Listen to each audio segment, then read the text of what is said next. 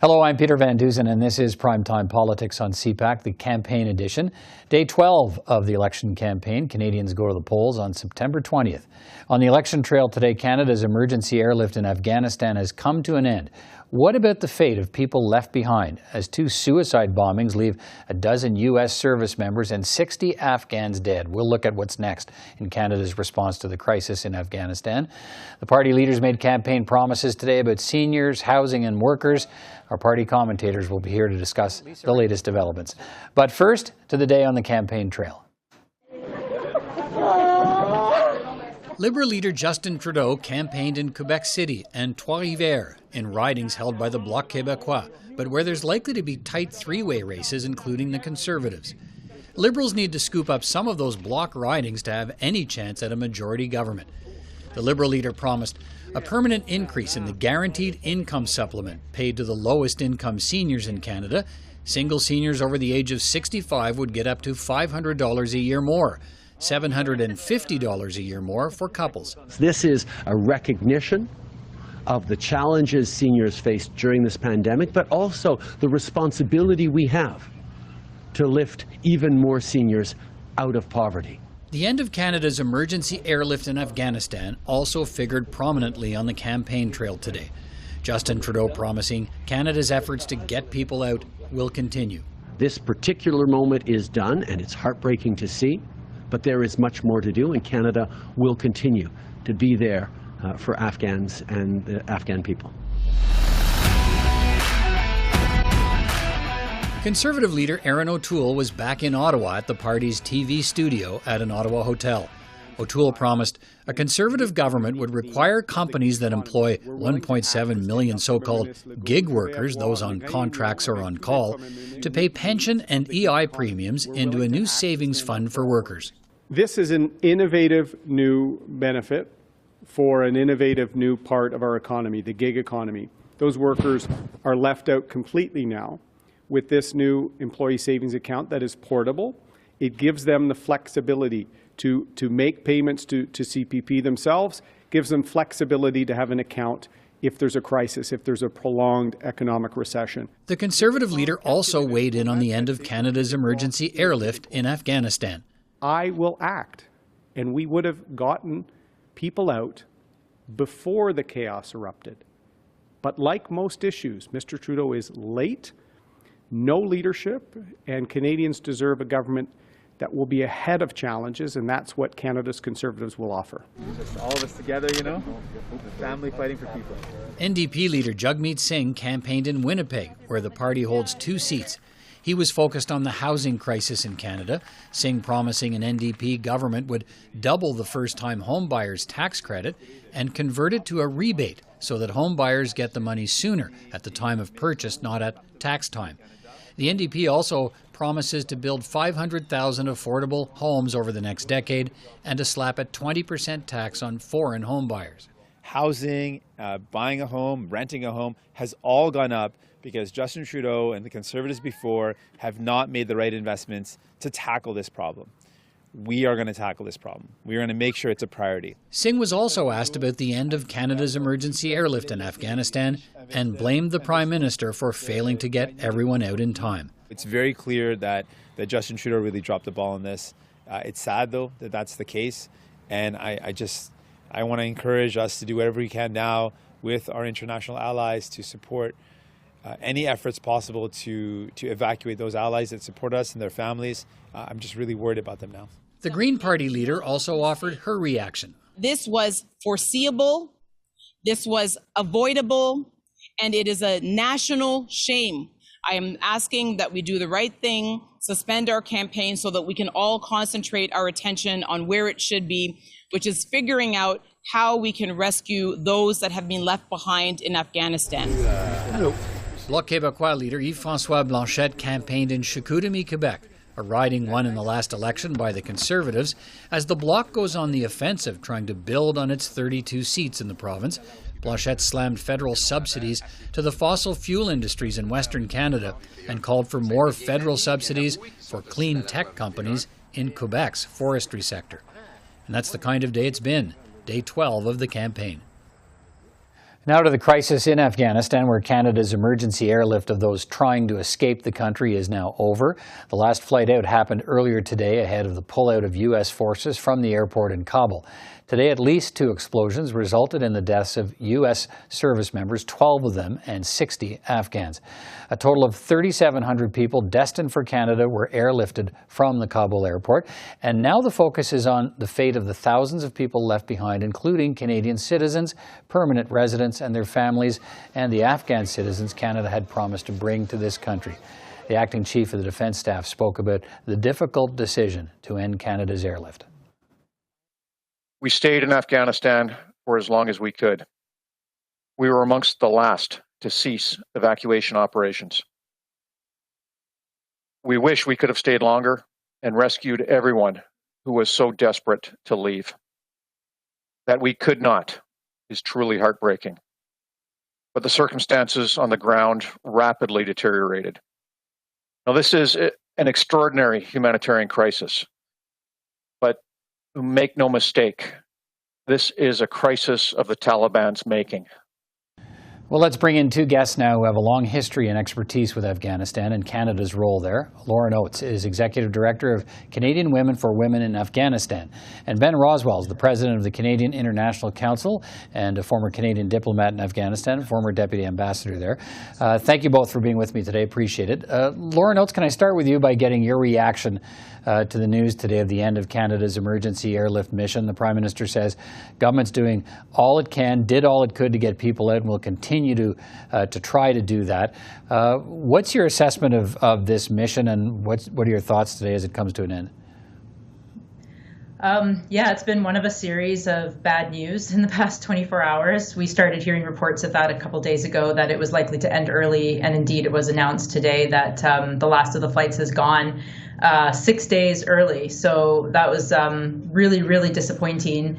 And then to cap it all off, of course, there was this terrible attack at the airport this morning. So it's been a really, really tough 24 hours for Afghans who are desperately trying to get out, and then heard the news about evacuations ending by Canada and some other countries, and then the violence that was outside the airport today. So it's really hard to hang on to any semblance of hope under this recent news. Let's talk. We'll look forward in a moment. But Ben Rowswell, what's your reaction to what the end of the emergency airlift means for the people left behind in Afghanistan?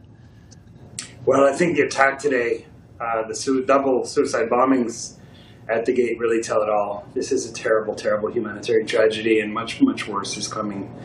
I'm glad that Canada was able to get out who they were able to get out in such a short period of time, but we have left many, many people behind. And it's right for us to focus on those that had a connection to the embassy and our forces in Afghanistan. But my heart really goes out to all Afghans today. They're going to have to live under this government, a government that A, doesn't even have control of its territory, B, can't keep ISIS out. I mean, this was an ISIS attack today, can't protect the civilians, has already ordered women to stay home. I mean, it's just such a dark chapter for the Afghans. It's opened up now. Lauryn Oates, was in your view, was this airlift mission, was it a failure? What went wrong here? I agree. Every person who got out is one life potentially saved, but it was too little, too late. There were too few flights. There were too few people on those flights, and then it ended early. I fully acknowledge that Canada's government is working under extremely difficult conditions, and they're subject to U.S. decisions. And it does look like the evacuation ended early because the U.S. has prioritized evacuating their own citizens and green card holders at the expense of Afghans who were qualified to get onto evacuation flights but were denied entry to the airport. But I have to say that, hearing firsthand reports from people I know who were in that exact location where those bombs went off earlier today, talking about having Canadian soldiers tell them that they can't come in despite having Canadian visas and paperwork and having been instructed by the Canadian government to come to the airport, made me feel a sense of shame and embarrassment for being Canadian when this is happening to them. It was just a one layer of betrayal on another layer of betrayal. So overall, I think it was disappointing, and I hope we find an alternative way to get people out with the airport being inaccessible. Ben Rowswell, what's your view of how this mission unfolded? Yeah, I agree with the statement that it was too little, too late, and yet I guess I'd prefer to focus on the future. There are a ton of Afghans that need to get out of that country. This would have been the best way to get them out. An airport evacuation is always pretty limited in numbers. We should expect that there will be millions of people trying to leave Afghanistan, and I hope that we will take the shame and the disappointment that I think we're right to feel now, and that Afghans certainly feel for us, and apply that to a determination to get the global migration crisis that has now begun and will continue for months and possibly years, to get that right. If we can take this sense now, this certainty that we have support from across Canada, that Canadians care deeply about Afghans and about refugees, and use that to get the policy right, to coordinate with all the other countries about where these millions of Afghans should go, who should pay for it, to make sure that there are humanitarian corridors now established across the land borders, since the airport is no longer viable. The game is certainly not up for the many, many people in Afghanistan that deserve to get to freedom and to countries where their human rights are protected, for those that are women, where their rights, basic rights as human beings, are respected. So let us turn our attention now to that. Let's do that. Canada announced $50 million, Lauryn Oates, in humanitarian aid today. What do you believe needs to happen next? The Prime Minister talked today about trying to pressure the Taliban to let people leave who want to leave, but Canada won't recognize the Taliban as a legitimate government there. What practically can Canada do to play a role here in either getting those people out that still need to get out, or in dealing with the humanitarian crisis? Yeah, I agree. The focus now has to be on the migration crisis. People are heading to the land borders with the airport no longer being a viable option, and they need protection, because they reports I'm hearing at the borders, it's worse actually than the airport in terms of the crowding and the danger of that. And the border simply being closed, both Taliban on the Afghan side and Pakistani military on the Pakistan side, not allowing civilian access. They're only letting trucks and military through. So we need to work, Canada needs to work with the UN Refugee Commission to have monitors there to facilitate access, to make sure there's humanitarian access. And I think Canada should move the focus of its evacuation mission to Pakistan, which would, of course, require working with the Pakistani government to make sure that Afghans can reach safe haven in Pakistan, and those who are eligible to come to Canada are supported to get there out of Pakistan. In fact, Pakistan's High Commissioner to Canada today is suggesting that Pakistan is willing to help. Mr. Rowswell, in practical terms, the government says it's going to do all it can to try and deal with what will be now a humanitarian crisis and to get people out. You've worked there.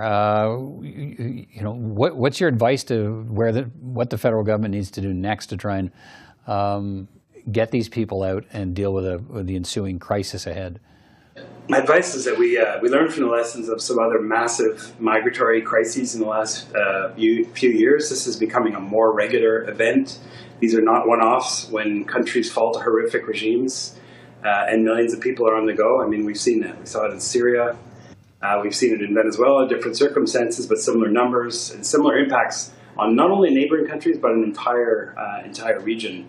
The World Refugee and Migration Council has done some excellent work to draw lessons from those previous ones, and they're calling for, first, political coordination. You mentioned appointing a special envoy. Each country should have some kind of point of contact for that envoy so that you've got coordination.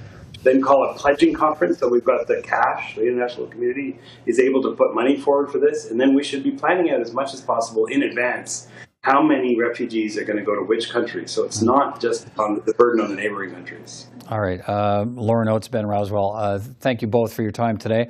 We'll continue to focus on this crisis in Afghanistan and Canada's response to it. Thank you both for your time today.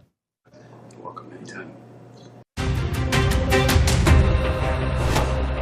Well, let's bring in our panel of party commentators now to discuss the latest developments in the election campaign. With us this week, Greg MacEachern, a Liberal commentator, Lisa Raitt, a former Conservative MP and Cabinet Minister and a former leadership candidate for the party, and Kiavash Najafi is an NDP commentator. It's good to see you all.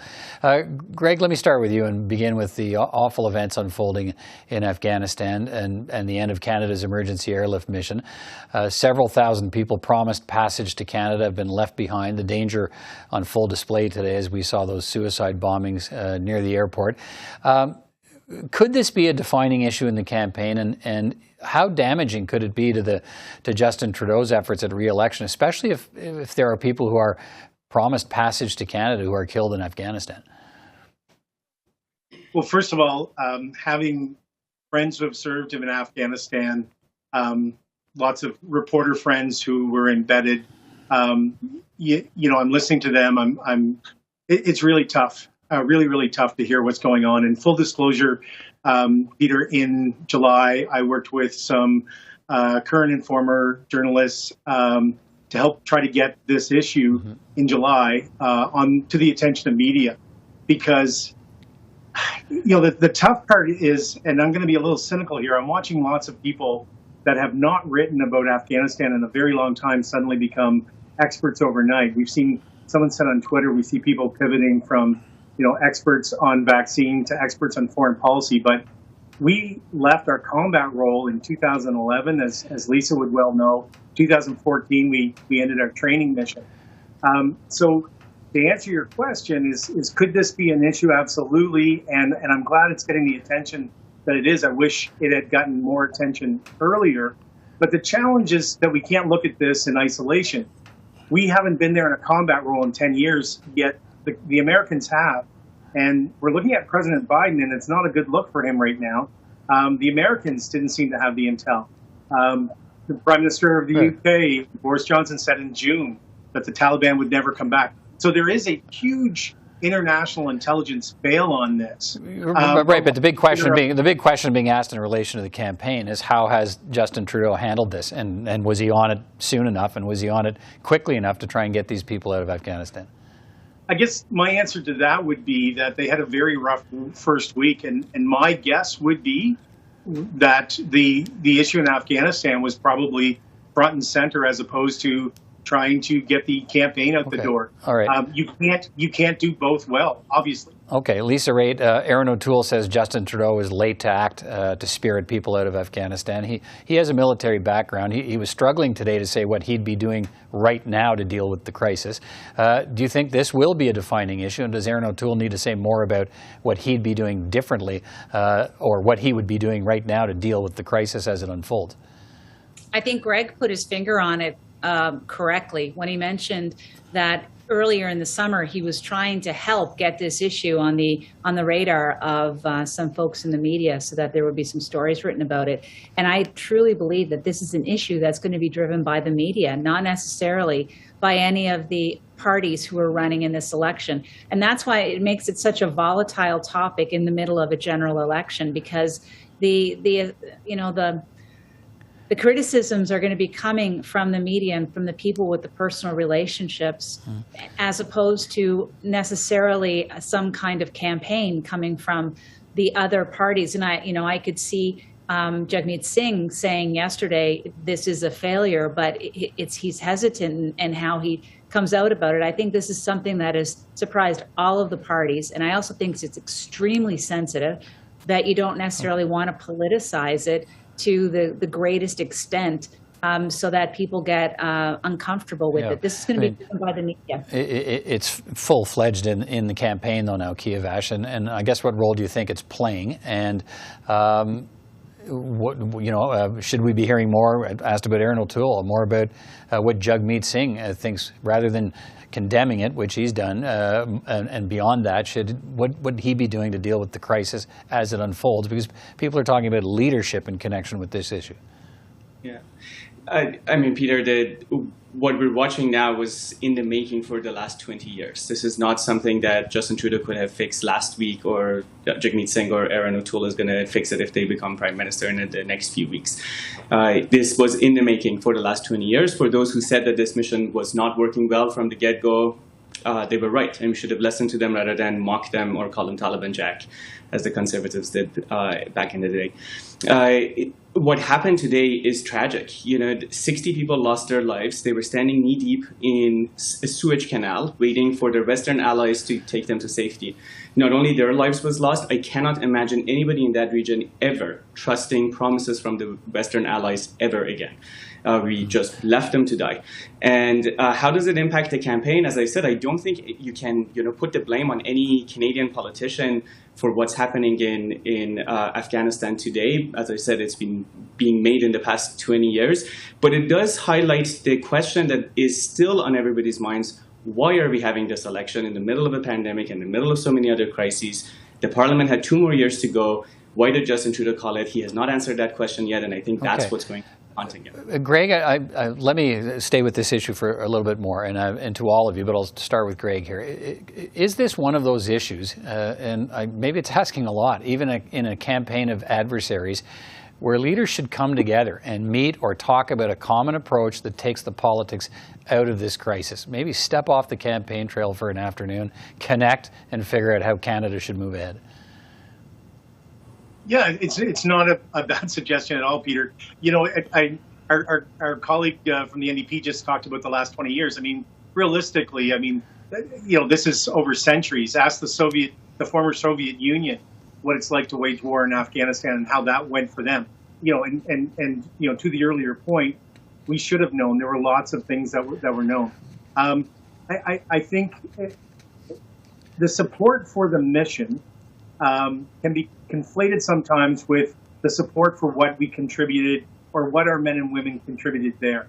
And I think Lisa's right when she talks about, the danger around making this very, very political. There is, I'm aware of, from a very far distance that there were still things going on in terms of trying to rescue people that were, very much still in play.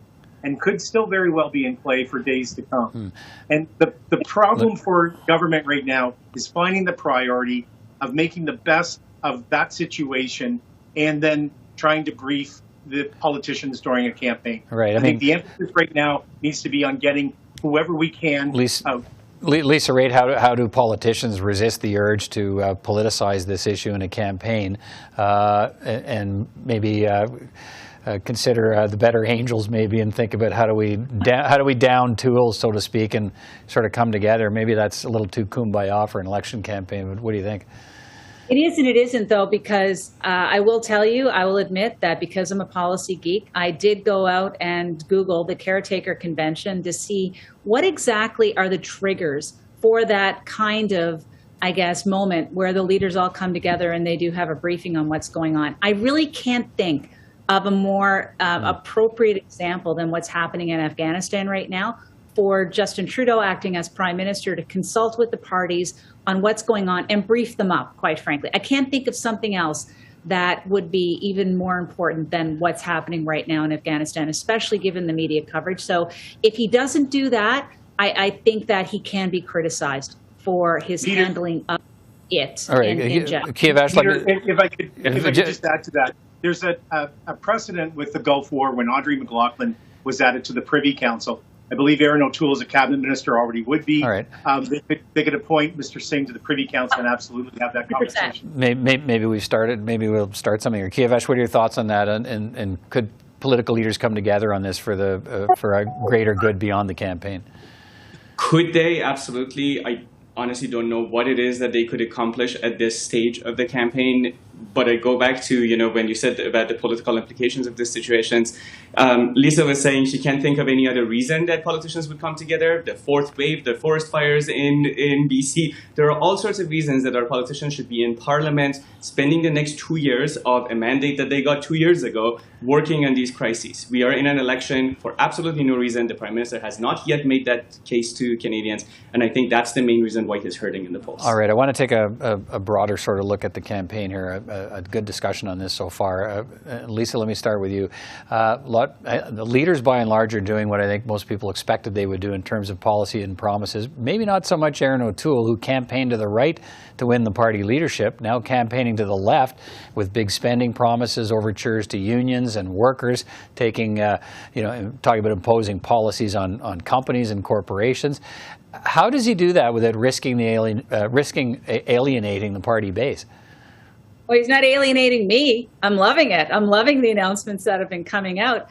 I think what you have to take a look at, what I think they're doing in a clever way. I'm not part of the campaign, right. But what I do note is every day there's two announcements that go out. One has to do with one of these big public policy announcements that does hug the center quite well. And then the other one has to do with an ethics breach or a question of propriety of a candidate or a former cabinet minister on the Liberal side. And I think doing that kind of pincer approach is satisfying the base as well as satisfying those who want to take a look at the Conservatives for their policies. So, if they keep marching forward on that basis, they're going to be in good shape. And as well, Peter, one last thing to add. If you're being successful, that brings your base together pretty fast. I think I've said before, there's no tonic, no better tonic for dissent than success, right? Kiavash, Lauryn O'Toole, as I say, making a pitch to traditional NDP and Liberal supporters. What do you think of that strategy, and does that present a real threat, do you think, to the NDP?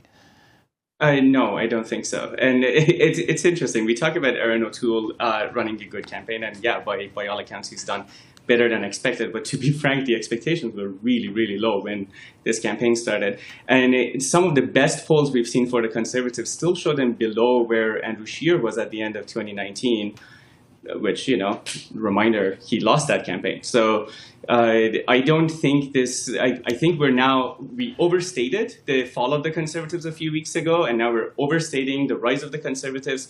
What I'm watching is Jagmeet Singh's popularity going through the roof, and if he can translate that into votes, I think that's where things are going to be very interesting. Greg, you get the last 40 seconds here about what do you think Lauryn O'Toole's made a pivot here, and what do you think, what effect could it have? I think Lisa's point is bang on, but he had to bring his base back together, and that's not exactly as the poll that was just mentioned. O'Toole is polling less than what Scheer did. So I think his first task was had to bring his party together. It'll be interesting if in the first week and a half, the NDP and the Conservatives have brought out all their new stuff, and then we kind of get back to this is a point where when the election's called, people are making a big purchase almost, to put it in consumer terms. They're going to take a good look at everyone. There's always that tightening in the first week and a half, and I think that's what we've seen. I think O'Toole, the fact that his Conservative MPs who were very unhappy about a video a couple of days before the election seem to be quieter, probably a good sign for the Conservatives. All right. Lots to talk about in the days ahead. Greg MacEachern, Lisa Raitt, Kiavash Najafi, thanks so much for your time tonight. All of you, take care, everyone. Thank you. Bye. That's all for this campaign edition of Primetime Politics. I'm Peter Van Dusen. From all of us here at CPAC, thanks for watching. See you next time.